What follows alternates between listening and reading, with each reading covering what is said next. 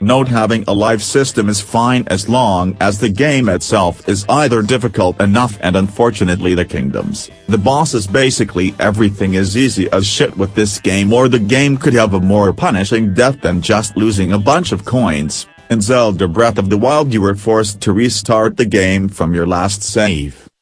Also, dying doesn't make you lose just coins, you also reappear nearby a checkpoint.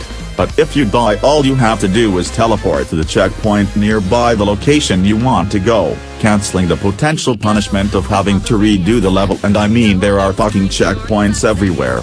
The unique place where dying is actually punishing is the darker place, since you have to redo the entire level.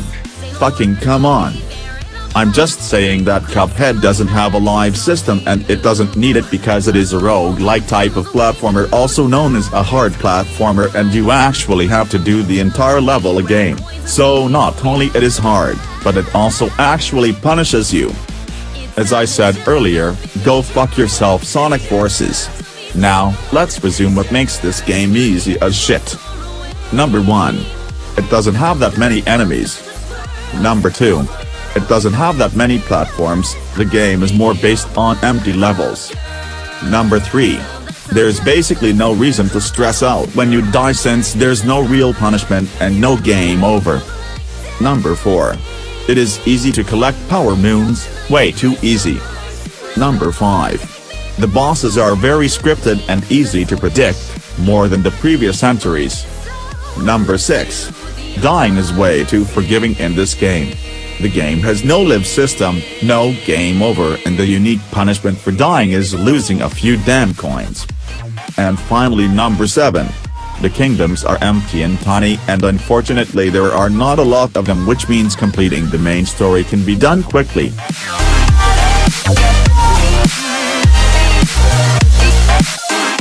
Now, let's talk about the second thing that I hate the most with this game, which is the infinite laziness put into the game. You'll notice something with this game that is quite shameful, and once you notice it, you cannot unnotice it. You see, the Broodals are the fucking Kooplings, or Bowser's kids. On this picture from left to right, the first bitch is Morton, then we have that cock of Ludwig, then here comes Ziggy, and finally on the right we have Wendy. Instead of making models from scratch, Nintendo decided to use existing models to make their stupid Broodals. This is funny because it reminds me of the "It's my original character" meme. The unique original Broodal Nintendo made without using existing models is Madame Brood, which is a fat fuck nonetheless. Many other models like the T-Rex, the humans and the dragon are free models taken from Roblox. I mean them, the T-Rex, the humans in Donk City and the dragon are probably taken from free models websites. The dragon itself looks like it was from fucking Skyrim or Dark Souls. They could have at least made those things and people look like the rest of the characters in Mario Odyssey. I would like to see all the humans look more or less like Pauline. At least it wouldn't make them look like they were ripped off from Grand Theft Auto 5.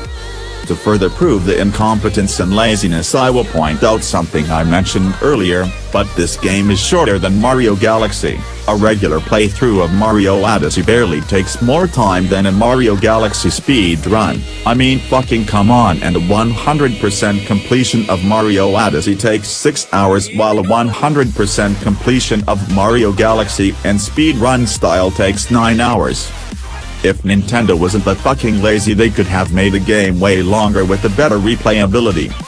Now, let's talk about the story because it is a new level of mediocrity. First of all, there's no prologue. You literally see Bowser and Mario fighting on the airship and you are like, what the fuck happened?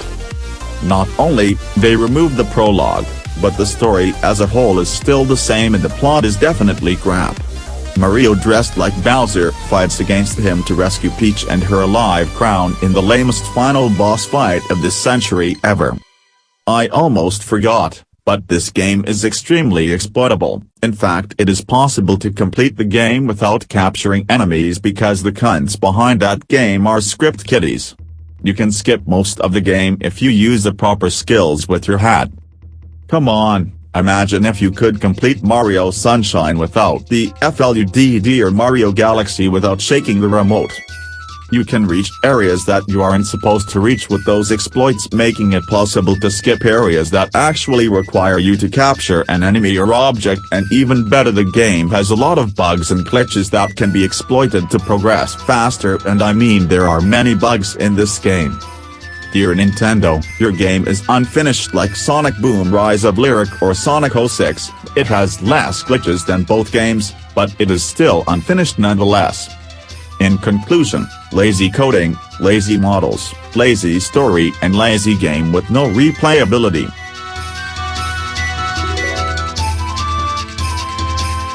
Now, the cheapest thing I have ever seen in a Mario is the nostalgia crack, the same nostalgia crack Sega suffers with classic Sonic. In Mario Odyssey there are a lot of 2D sections that reminds the player of old-school Mario games. However, I know for a fact that it has been put there to gather money for Nintendo. The 2D sections are probably the worst parts of the game, it slows down the gameplay and those really don't have a reason to exist. The unique purpose to their existence is to get some nostalgia fag to buy Odyssey.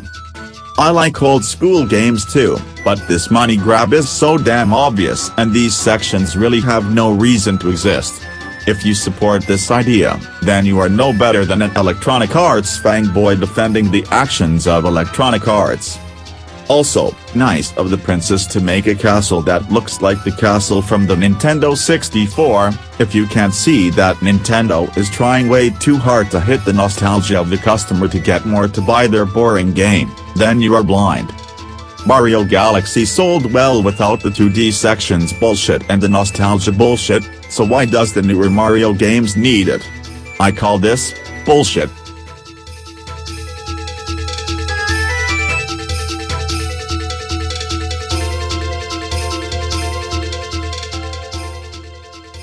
Okay, it was nice and all, but I would like to point out that an outright rip-off of Mario Odyssey is objectively better. I am obviously talking about A Hat in Time. That game literally humiliated Yooka-Laylee and it should have humiliated Mario along. Like Mario Odyssey, you need a hat to progress, however not the same way as Mario Odyssey. Unlike Mario Odyssey, you don't use enemies as abilities, you unlock more hats as you progress and those hats have different abilities which leaves room to more enemies. The capturing ability in Mario Odyssey is cool, but there are not enough enemies. A Hat in Time has a more open-world aspect than Mario Odyssey since the levels are bigger and ironically the level design of A Hat in Time is also better than Mario Odyssey, which simply uses straight lines most of the time. Another thing both games share in common is the lack of a live system, but if you paid close attention I said that some games didn't need them because they were either hard enough or punishing enough. If you die in A Hat in Time, you have to restart the entire act. This game so far doesn't seem to have checkpoints and I hope that the feature will never be added. Honestly, it's cool because it forces people to be careful. In Mario Odyssey you just lose a few coins and that is a problem. It absolutely doesn't justify the lack of a live system. Plus, A Hat in Time has a few challenges along the road making the game pretty difficult. The biggest difficulty in Mario Odyssey was the controls.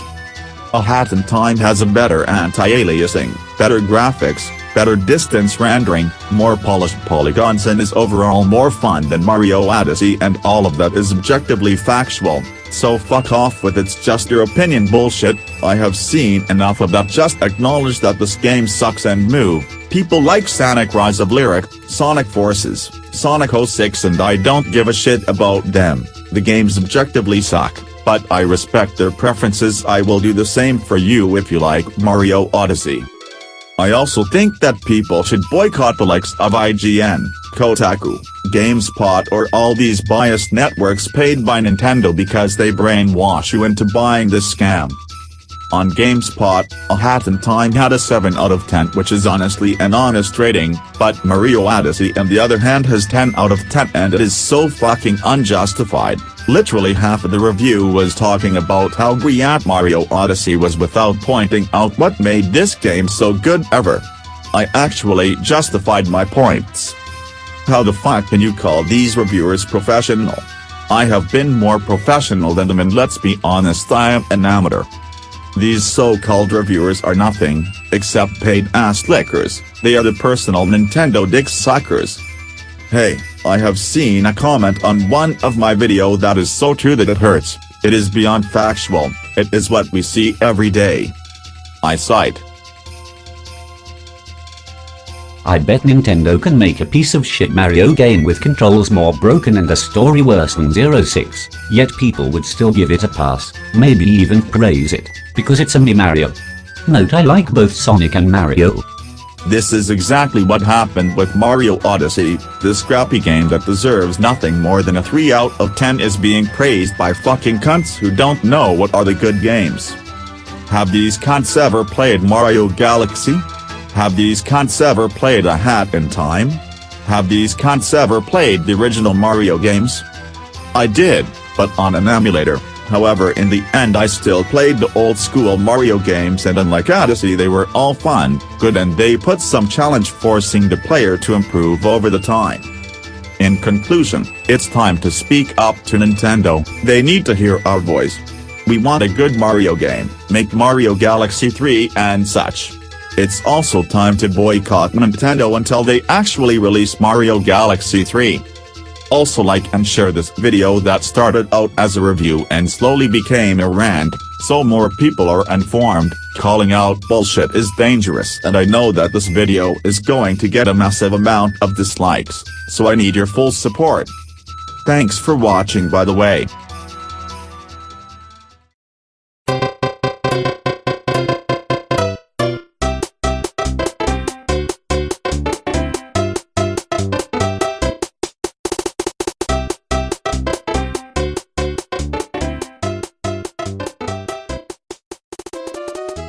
Few of that comments were right. I think that the game is great, but for so many reasons I don't think is as good as Galaxy or 64, especially the music. The music on Galaxy series is fantastic, and the new game has just like a couple of great songs. That's one of the most important aspects of a video game. And why not? Odyssey is too easy. I agree with a lot of this. TBH, this seems like the worst Mario game. Art design is important to me, and with this game, it's just not there. Looks dull, no coherent theming or charm. For example, Super Mario World 3D is way better in this aspect. Gameplay looks dull and repetitive. Way too easy. Not impressed with the Stitch so far. It all seems empty and soulless. Positives about Odyssey? I think Cappy was a good idea. Not just the possession aspect, but to have something with you to commentate, for younger players. At least they tried to make a larger and more cinematic story. Wow, when you see him ripping apart 455 you really understand how toxic the Nintendo community is right now. The review is very good in explaining why the game didn't work for him. Every game can be too easy for players, and some players might find the time you have to spend to find all moons is not worth the extra content you unlock with them. As long as a reviewer can explain why things worked for him and why not, it's a legit opinion. Saying Mario is good because it is Mario/Nintendo/Switch/good explains and proves nothing, plus saying Mario is good because most reviews give 10/10s is the most bullshit argument you can make when discussing whether a game works or not. Fixed title: Nintendo fanboy tells people they aren't entitled to their own opinion.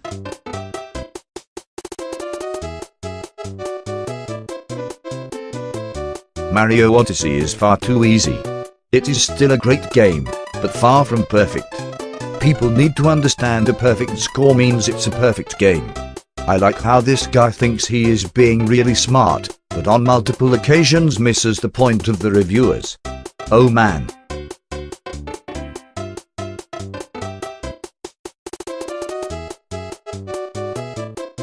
$5.50 if this guy can complete Super Mario Odyssey 100% in 5 hours, then we've got ourselves some kind of superhuman.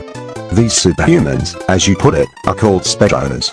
The 100% world record is still around 13 hours, but give it some time. Any percent, meaning just rescuing Peach, on the other hand, is only slightly over an hour. You forgot the best part of one of the final comments. The desert looked like it had random structures in it, you dumbass. Do you know what a desert is?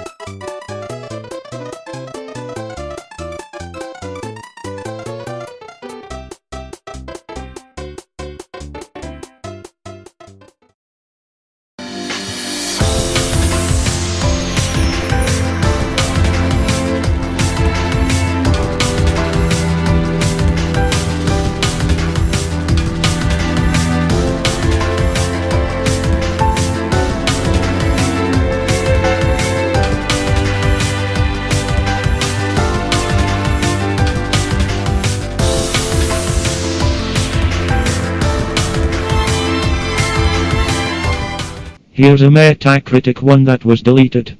AJJJAJJA already many with MUCHA OSADIA named this Mario as the best game of the history of the millennium and of the universe and of the planets of the NASA count exclusively with less worlds of the usual ones and heads with the same mechanics. Q is neither nothing but no less than the D always, the bowser of the saga, and as I said there are only few bosses compared to other deliveries, then it is extremely easy to sell them to everyone. It seems that Nintendo treats us as small children and only with this dismantle what they say that might be the best of the Marios, but the DS seemed much better, and the worst is that some battles are an attempt to imitate the GTA, and what happens when you try to imitate a game? You lost your identity as Q false portrait in the end. I hoped a lot more of this Mario watching the notes that were giving, but this calendar that Nintendo has given to the videojuegos newspapers access to their anticipated producer to those who have to come if they do not explain this. I have a 10 what many we already said to the sole of the shoes of the N64 for you fanboys. A Mario Q neither is Mario nor is nothing is a bad attempt. GTA.